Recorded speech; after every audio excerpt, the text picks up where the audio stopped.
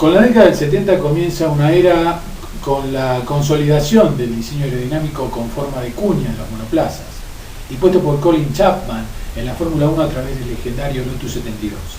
Hasta la última parte de la era anterior, 1967-1969, el principal recurso aerodinámico se centraba no en la carrocería, sino en la utilización, a veces profusa, de aditamentos tales como deflectores, flaps, spoilers, alerones, que incluso llegaron a ser regulables desde el habitáculo, de incidencia variable.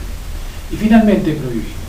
Este nuevo concepto principio aerodinámico introducido en la categoría, el que la carrocería sea primordialmente un pseudo perfil alar, se lo podría denominar como el nacimiento de la era moderna de la aerodinámica en la Fórmula 1, ya que a partir de allí, al centrarse en las carrocerías y no solo en los aditamentos aerodinámicos, los diseños aerodinámicos pasaron a tener una importancia superlativa. Inclusive se le comienza a dar una prioridad tan importante como a las plantas motrices, siendo que en forma masiva y no aislada, por primera vez el motor ya no era lo único más importante. Existía también un despertar que hacía llegar a la Fórmula 1 soluciones técnicas que harían posible en pocos años una evolución constante que partía de los tableros de diseño de los numerosos artesanos que poblaban los staff de los equipos del automovilismo deportivo del más alto nivel, Sport Prototipo, otras fórmulas, etc. Y tan variables eran esas soluciones empleadas que difícilmente se encontraban dos monoplazas parecidos. Como hemos dicho, este concepto principio aerodinámico entonces se lo llamó diseño cuneiforme o con forma de cuña.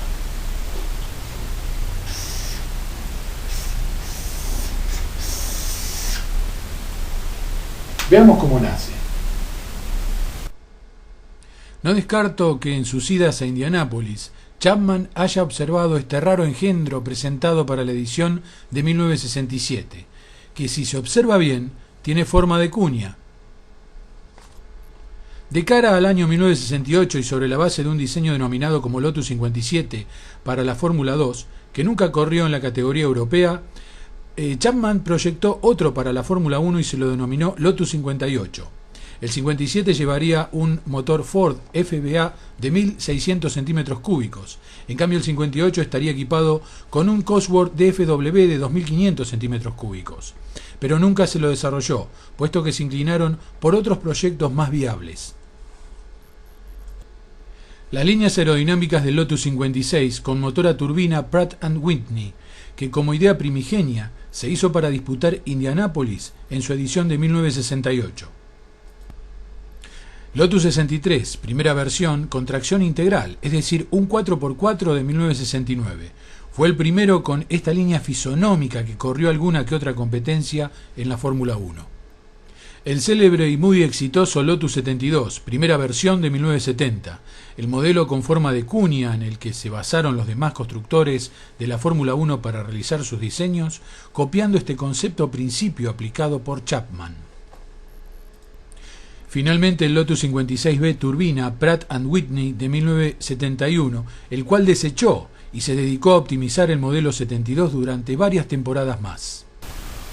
Este concepto principio impuesto por Chapman perduró por varios años, aunque de forma aislada, un año antes y un año después. Fue de 1970 a 1977 de forma masiva, pudiéndose ver por primera vez en las monoplazas de la categoría una profusión de fisonomías distintas, pero que a su vez mantenían el mismo principio aerodinámico de la forma cuneiforme o de cuña.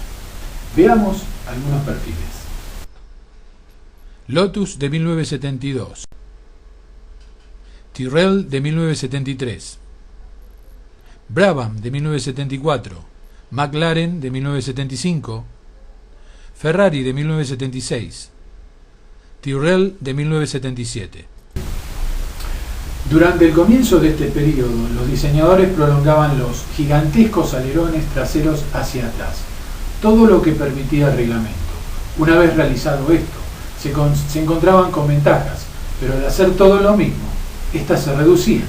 Entonces recurrían a otros recursos, pero vamos explicando paso a paso. En estos tres gráficos se aprecian claramente las tres posibilidades de puesta a punto de los alerones. A.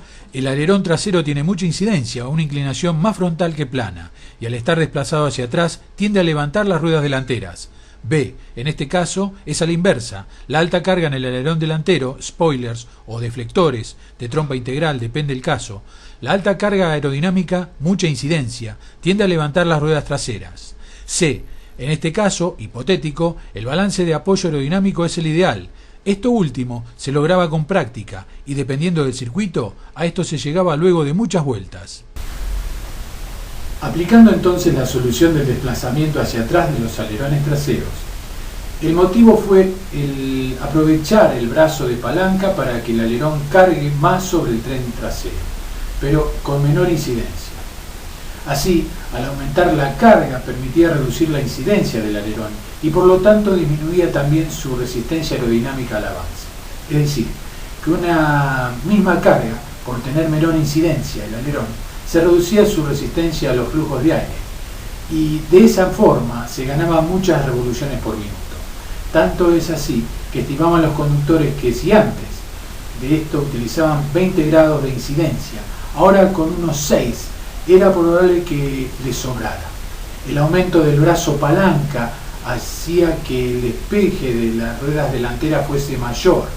Si se cargaba mucho el alerón trasero, que en los alerones que antes estaban dispuestos poco detrás del eje trasero, es decir, que el alerón trasero desplazado tenía sus desventajas, aunque no tan graves, pues si bien aumenta la carga a similar incidencia, tiende a levantar las ruedas delanteras.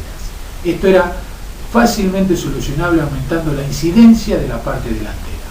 Pero una vez realizado esto, los diseñadores encontraron otro inconveniente, ya que al alejar el alerón de la órbita del cuerpo aerodinámico de la carrocería, esta generaba ciertas turbulencias sobre el alerón trasero alejado. Entonces, cada diseñador encontró su forma de mitigar estas turbulencias y de variadas formas. Algunas soluciones para buscar el mejor apoyo gracias al alerón trasero resultaron tan estrafalarias y graciosas como esta en el March de Vittorio Brambilla. De todas formas, la sección de un Fórmula 1 de los 70 con forma cuneiforme era evidente hasta cuando se lo observaba de en planta, como en este caso. En definitiva, muchos se preguntan por qué resultó una época de paridad en la Fórmula 1, y no es una pregunta de fácil respuesta. En mi opinión fue porque existieron otros inconvenientes técnicos relacionados al apoyo mecánico y al coeficiente dinámico de adherencia. Nos vemos en el próximo capítulo, el quinto de esta saga.